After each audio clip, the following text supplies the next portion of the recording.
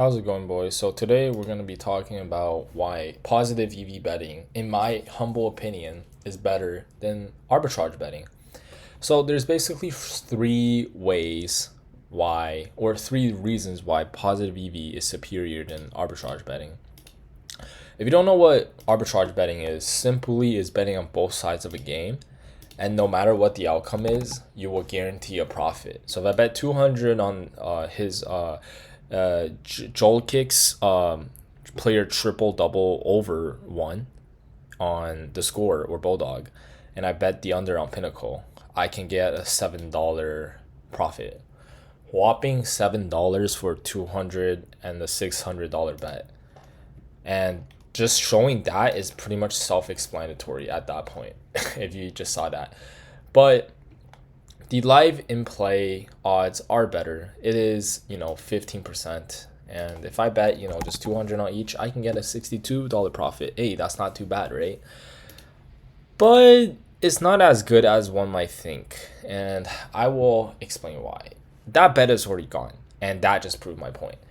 The first reason is the lines change way too fast. In a live Arbing game, you have to have like the fastest network Wi-Fi. You have to have two monitors on the same time. You gotta always be watching because like I refresh and the bet is gone. It's gone. So you have to be quick as fuck, right? And if the lines change, you either lose money or you have to hedge or you have to go with it, which is not fun. Like that kind of defeats the point of arbitrage betting. So if I bet on, let's say, this side and I go on Pinnacle and then boom, I can't bet this anymore. The lines have changed. I'm fucked, right? I just bet on one side and not the other. All of a sudden, your arbitrage so-called guaranteed money is no longer guaranteed money. And yeah, that's just one thing. And two is like, hey, let's say if I bet on Bulldog for -1 this, and I bet 500, and I try to bet 200 on Bet Rivers. Guess what? I'm limited. I can't bet this much. I can only bet $40 max. Now what are you gonna do? Cash out and lose money? Sometimes they let you cash out the full amount. So I mean, there are tricks like that where you bet on places that let you cash out, or places that don't change their lines as fast. I know FanDuel changes their lines really fucking fast, right? So that's something else to consider. Number one, the lines change too fast. Number two is you get limited twice as fast.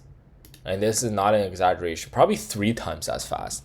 Because one, in order for a bet to be arbitrageable, the odds needs to be significantly fucked to the point where like betting on both sides will guarantee you a guaranteed profit, which means both sportsbooks are messing up their lines in a manner that is way more significant than positive EV. Because positive EV, the sportsbook only have to make a small mistake for it to be positive EV, right? Because you can't bet on both sides to get a guaranteed profit. You will lose money if you bet on both sides. But in arbitrage, both sides are making a mistake, and that's how you lose money. Now, you can argue like, hey, some places don't limit you, like Pinnacle, Caesar, stuff like that, but most places do. And I rather make like less money than positive EV mathematically wise, and you get limited faster. What's the point, right? And not to say you have to bet on both sides. So if I bet on both of these sports books, I'm gonna get limited on both of them, right? The last but not least is basically when you're doing arbitraging, you're pretty much buying insurance for your bet. One side of the bet has clear value and the other side is purely for insurance sake, which is such as, for example, this bet, right? We can see that the obvious value here is on the over for Bulldog and the score, because the under is just not value. As you can see, like the over, DraftKings is probably the most accurate. This is actually a bad example because the market width is probably too high for that. But let's see something like this, right? The total goals. The value is in the under here, and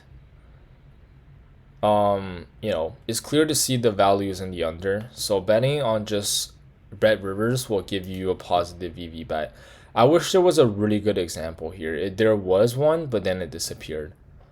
But pretty much, you know, when you're betting an arbitrage, you're basically hedging your bet on an insurance bet on the other side, and usually is on Pinnacle or some very sharp book.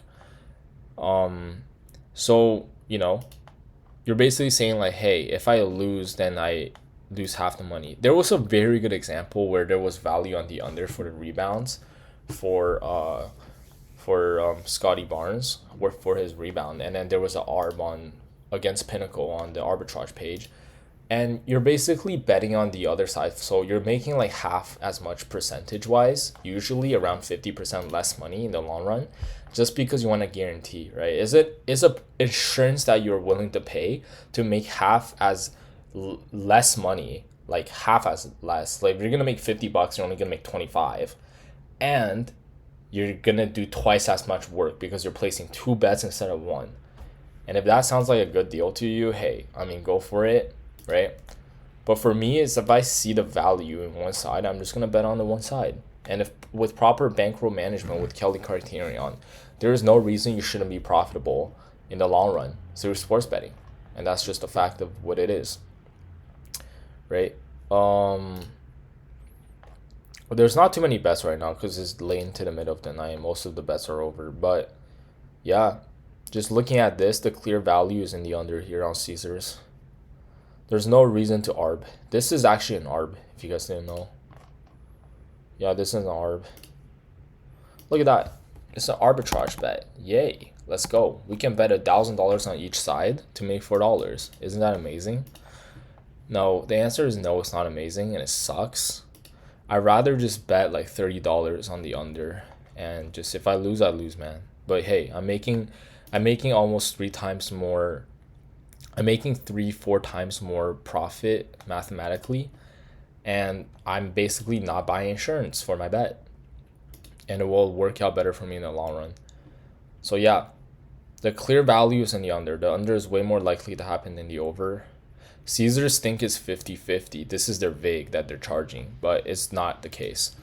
So anyways, hopefully that clears up some things. This is my opinion why I enjoy positive EV betting more than arbitrage. Not to say arbitrage has no value in it. There's definitely value in arbitrage because you can use arbitrage to like churn more promos and bonuses and stuff like that.